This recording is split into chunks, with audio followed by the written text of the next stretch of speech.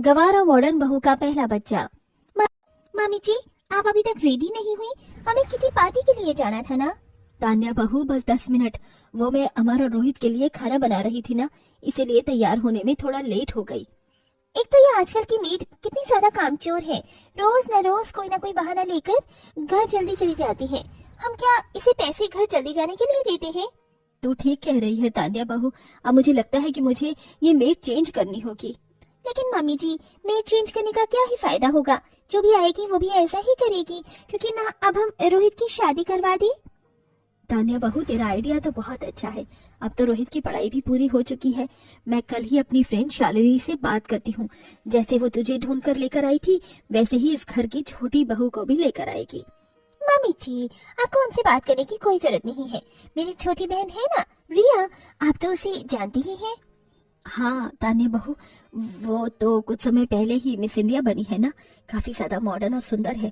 अगर रिया मेरे घर की छोटी बहू बन जाए तो हर कोई हमसे जलेगा। दोनों सास बहू आपस में काफी देर तक बातें करती रहती हैं और तैयार होकर किटी पार्टी के लिए निकलती हैं।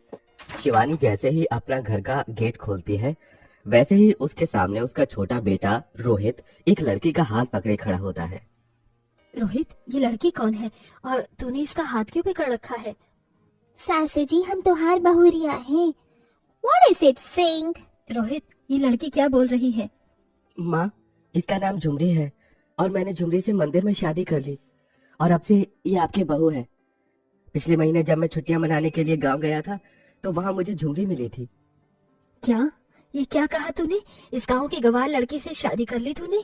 क्या बोल रहा है? होश में तो है ना? हाँ रोहित, ये तुमने क्या किया? इस गवार लड़की को तुमने हमारे खानदान की बहू बना दिया।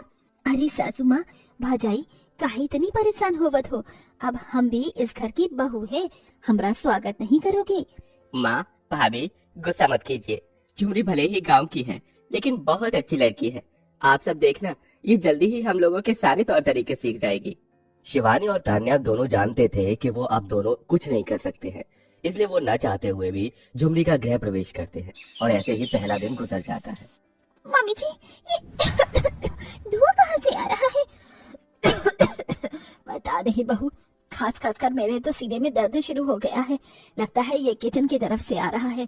कहीं किचन में आग तो नहीं लग गई? तान्या शिवानी खांसते हुए जल्दी जल्दी किचन में जाती हैं, जहां वो देखती हैं कि झुमरी उनके किचन में बैठकर मिट्टी के चूल्हे पर खाना बना रही है। ओ गवार, क्या कर रही है तू? पूरे किचन में धुआं धुआं कर दिया है। अगर तुझे खाना ही बनाना था तो कैसे बना सकती थी ना? अरे भजाई, सासू जी, आज हमारी पहली रसोई की रस्म है, इसलिए हम आप सबके लिए स्वादिष्ट भोजन बनावत हैं। हमें ये शहरी चूल्हे पर खाना बनाना नहीं आवत है, इसीलिए हमने आंगन से मिट्टी लेकर रसोई घर में चूल्हा बना दिया। ओह गॉड, क्या मुसीबत है! ये रोहित किस गवार को बहू बनाकर ले आया है? पूरा किचन इसने काला कर दिया। मम्मी जी, चलिए यहाँ से, वरना खास खास कर तो हम दोनों पागल ही हो जाएंगे। झुमरी के गवारपन से शिवानी और तान्या अब दोनों ही परेशान रहने लगी थी। दिन पर दिन झुमरी की बढ़ती गवार हरकतों से घर में सबका जीना हराम हो गया था। ऐसे ही समय गुजरता रहता है और 6 महीने बीत जाते हैं और अब घर में सबको पता चलता है कि झुमरी और तान्या दोनों ही प्रेग्नेंट हैं। मुझे तो यकीन ही नहीं हो रहा है कि मेरी दोनों बहुएं प्रेग्नेंट हैं और मैं जल्द ही दादी बनने वाली हूँ। तान्या बहू, मैंने तेरे लिए एक मेड रखी है, अब से वही तेरा ख्याल रखेगी। तुझे कुछ भी काम करने की जरूरत नहीं है, अब तू बस आराम करेगी। झुमरी बहू, तेरे लिए भी मैंने घर पर एक मेड रख ली है, अब से तू भी बस आराम करियो। अरे माँ जी, इसकी कोनो जरूरत नहीं है, हम अपना ख्याल खुद रखें अच्छे से, और रख भी सकते हैं। प्रेगनेंसी की हालत में जहाँ तान्या दिन भर आराम करती है और अच्छी अच्छी हेल्दी चीजें खाती है, तो वहीं झुमरी दिन भर घर के सारे काम करती है। अरे झुमरी बहू, कब से देख रही हूँ तू काम ही करे जा रही है। एक काम कर, तू ये फल खा ले। अरे नहीं माँ जी, हमको ये फल नहीं खाना, कल रात की सब्जी रखी हुई है, उसी के साथ तो रोटी खा लेंगे।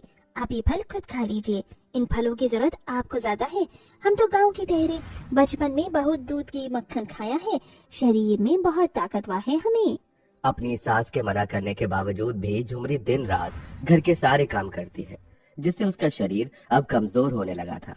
लेकिन झुमरी अपनी आदत से बाज नहीं आती। ऐसे ही 9 महीने गुजर जाते हैं और अब दोनों बहू की डिलीवरी का समय आ जाता है।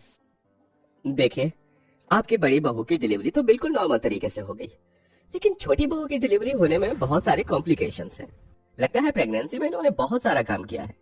डॉक्टर साहब, मैंने उसे कितनी बार कहा था कि इतना काम मत कर, लेकिन कभी इसने मेरी बात नहीं सुनी। डॉक्टर को झुमरी की डिलीवरी करने में बहुत ज्यादा प्रॉब्लम होती है। जैसे तैसे करके ऑपरेशन से झुमरी भी तान्या की तरह एक बेटे को जन्म देती है। अरे तान्या बहू, बेबी कहाँ है? मम्मी जी, मैंने उसे नैनी को दे दिया है और सारी चीज भी बता दी है कि कब कब उसकी मसाज करनी है, उसे दूध पिलाना है और उसके कपड़े चेंज करने हैं। चलो ये तो अच्छा हुआ, लेकिन ये झुमरी बहू कहाँ है? उसका बच्चा भी दिखाई नहीं दे रहा। शिवानी तान्या दोनों झुमरी को ढूंढते हुए छत पर चली जाती हैं, जहां वो दोनों देखती हैं कि मेरा मुन्ना कितना प्यारा लागत है, लेकिन तू रोका ही रहा है। झुमरी बहू, ये तो क्या कर रही है? इतनी गर्मी में अपने बच्चे को धूप में लेटाकर उस पर इतना सारा घी लगा रही है। इसकी बॉडी तो बिल्कुल लाल हो गई है। इतनी गर्मी में भला अपने बच्चों को कोई धूप में कैसे निकाल सकता है?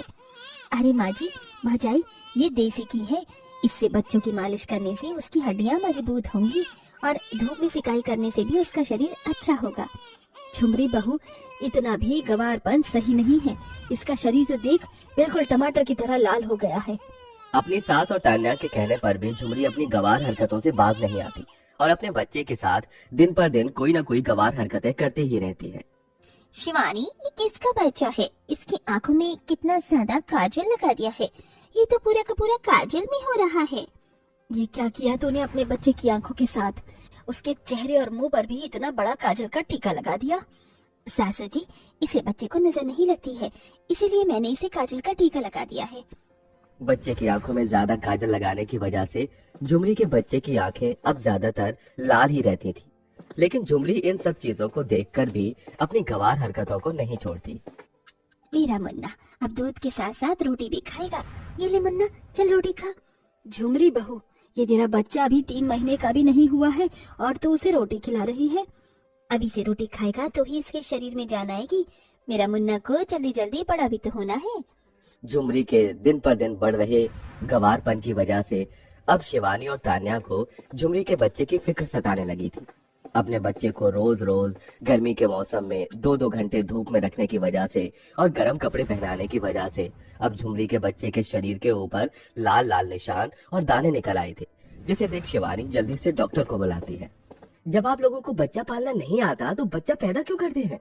इतनी गर्मी में भला बच्चे को क्या कोई सर्दियों के मौसम में ऐसे कपड़े नहीं पहनाता है? इसका शरीर तो देखिए बिल्कुल लाल हो रखा है और ये दाने, इससे बच्चों को कितना दर्द हो रहा होगा। ये आप सोच भी नहीं सकते हैं। बच्चे का शरीर के अंदर से भी ठीक नहीं लगता है। लगता है आप लोग इसे दूध के अलावा भी कुछ और खिलाते हैं। अरे 3 महीने के बच्चे को दूध के अलावा और क्या खिला सकते हैं?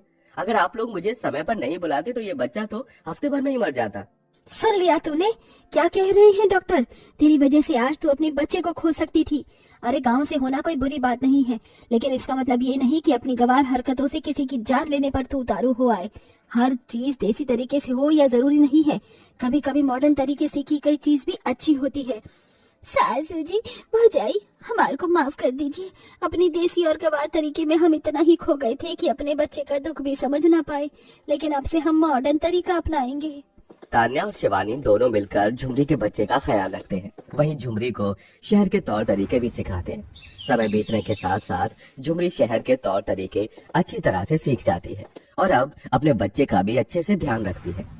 इसीलिए दोस्तों कहते हैं कि हमेशा आपके तौर तरीके ही सही हो ये जरूरी नहीं होता। कभी कभी हमें दूसरों की बात मानकर काम करना चाहिए, वरना आप अंजाम तो देख ही सकते हैं।